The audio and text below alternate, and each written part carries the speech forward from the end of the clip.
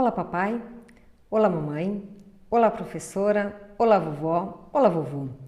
O tema de hoje é a respeito de uma dúvida muito frequente entre nós, os adultos que cuidamos das crianças.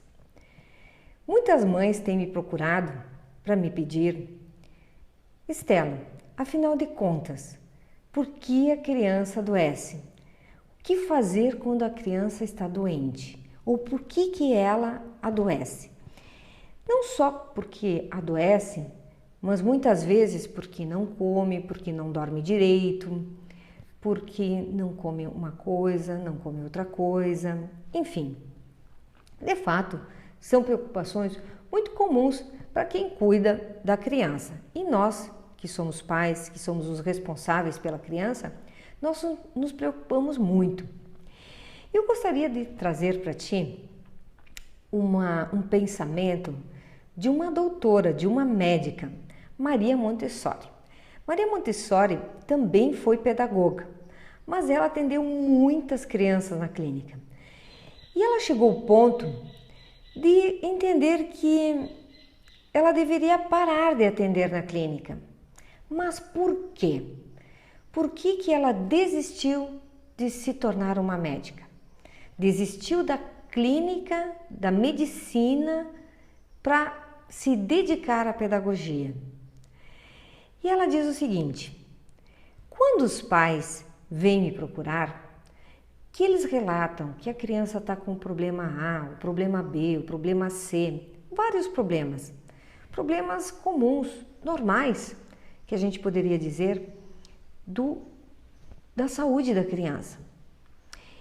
Maria Montessori dizia o seguinte, que ela começou a observar que muitas vezes, e na maior parte das vezes, nós os adultos, por não compreendermos como funciona a criança, nós acabamos gerando para a criança alguns problemas, principalmente aqueles relacionados à saúde.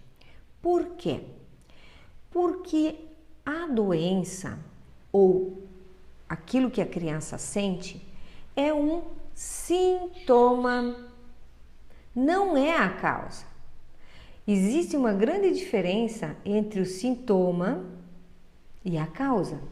A causa significa a origem, da onde vem aquilo.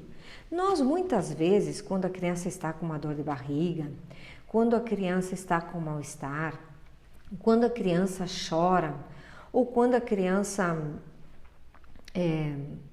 não quer comer determinado alimento, o nosso primeiro pensamento, geralmente, isso com todos nós, o nosso primeiro pensamento é: o que será que ela comeu? O que será que está acontecendo com essa criança? Mas a gente dificilmente se pergunta o que esse contexto da vida da criança está propiciando para ela, que está gerando este problema. E por isso eu vou te contar uma pequena história. Por exemplo, se você quer que a criança faça uma gracinha, o que você faz para ela? Você faz ela sorrir.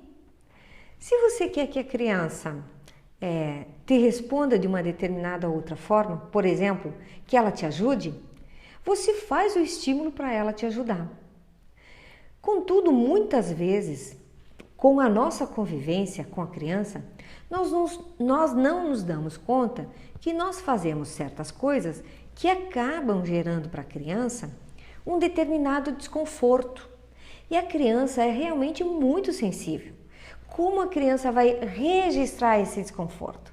Esse desconforto ela registra no seu corpo, no seu mal-estar. Ou seja, a sua imunidade tende a cair. Com a sua imunidade baixa, o que acontece? Ela fica muito mais suscetível de ter doenças. Ou às vezes, por exemplo, quando a criança... Vou te dar um outro exemplo bastante simples. Por exemplo, eu conheci uma menina que ela era muito safada, muito esperta, muito ativa. Mas a mãe era um pouco possessiva em relação a essa criança. E a mamãe gostava muito de mamão, muito mesmo. Mamão era a fruta predileta dessa mamãe. E o que aconteceu? Olha só, o que aconteceu? Essa criança comia todas as frutas, jamais um mamão. Será que essa criança não gostava do mamão? Ela nunca tinha experimentado mamão. Como ela poderia não gostar? Não tem como. Ou seja, o que acontecia? A criança não podia dizer: mamãe, a senhora está sendo muito agarrada a mim, me deixa um pouco. Ela não pode dizer isso, ela não diz, mas ela vai usar uma outra linguagem. Ela vai usar a linguagem do desconforto, ela vai usar a linguagem do mal-estar, ela vai usar a linguagem da doença, ela vai usar a linguagem do não quero comer, não gosto de comer, isso aí não é para mim. E por isso, nós que somos adultos, somos capazes de começar a olhar esta criança de um outro modo, mas principalmente começar a olhar quais são as nossas atitudes que desencadeiam esse determinado tipo de comportamento para a criança. A minha dica de hoje foi essa. Se você gostou, curta meu vídeo, compartilhe, marque seus amigos e continue me acompanhando, que nós temos ainda muitas dicas para te dar. Um grande abraço e te vejo no próximo vídeo.